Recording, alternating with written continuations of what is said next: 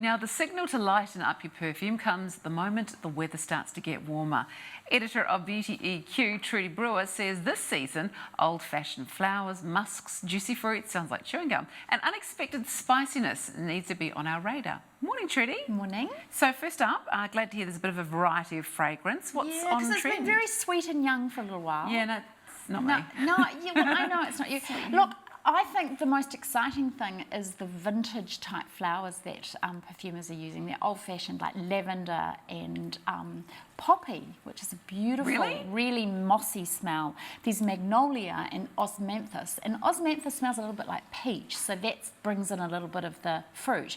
But what they're doing is mixing those with those classic white florals that are quite bold, and you're getting quite a mossy, musky sort of scent, which is actually a little bit exciting. Mossy and musky. I didn't even know that poppy had a smell.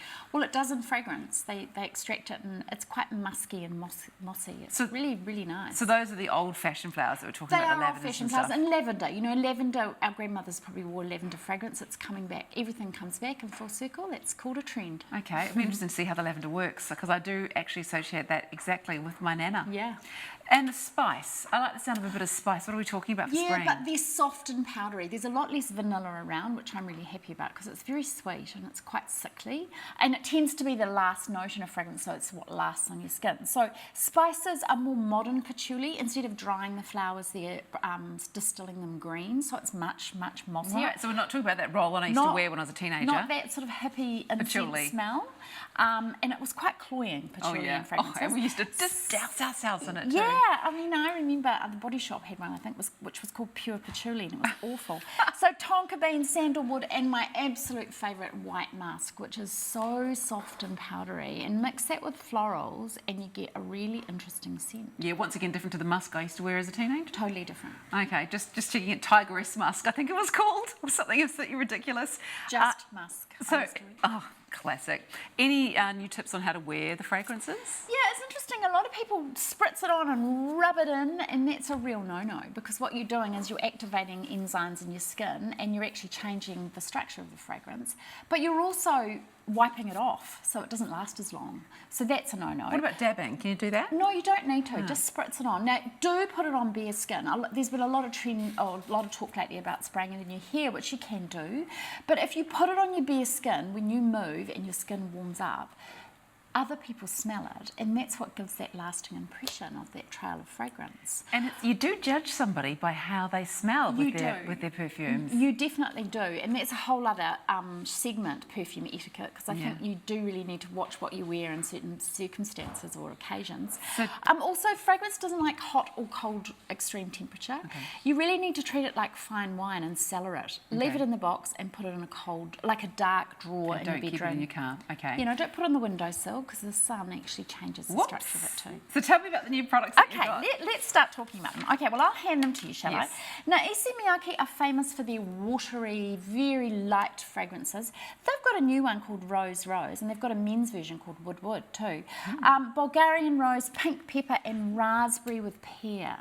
Really new for them, a really different departure, and I think it's really pretty. Love the bottle too. I mean, Gucci can do no wrong, from the handbags to the shoes to the fragrance. Now, this one I don't even need to smell because I've already put it on. I know, you gravitated to that. You were telling me your Gucci story, which was very fascinating. And it's gorgeous. So this one's called Flora Emerald Gardenia, and obviously Gardenia, another vintage bloom, lemon and pear, and that beautiful woody sandalwood musky base, which is what makes it last, actually.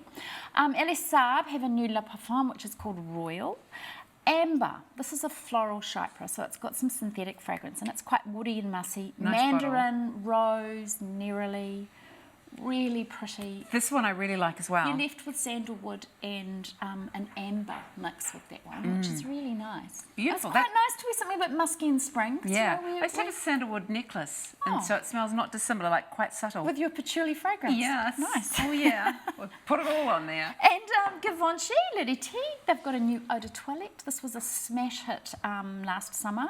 This is a new interpretation of it. So poppy, as I told you before in this one, orange blossom, tuberose, that soft patchouli and vetiver, which is lovely Nice. in fragrances. And it's got a bit of a bite, like a lemongrassy kind of bite Yeah, to it, which which is I what I really, like. really like. Kenzo is a personal favourite of mine. I absolutely adore it. Their new one is called Kenzo World Power.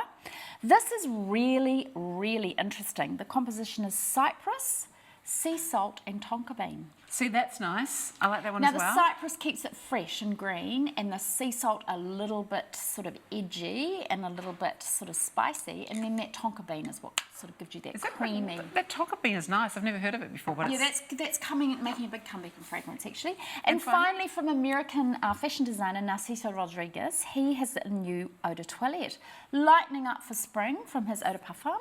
This is a lighter version, Cyclamen. Another old-fashioned bloom that we haven't seen in fragrance for a while. Lily of the valley, roses, tonka bean, and beautiful cedar wood. really distinctive smell. Yeah, and gorgeous bottle. Yeah, Look at those that. are my faves, I think. You're not going to see it though, because it's going to be tucked away in your drawer. It's boxed still. Hey, Trudy, thank you so much. Pleasure. Now, for more from Trudy, you can head to her website, beautyeq.co.nz.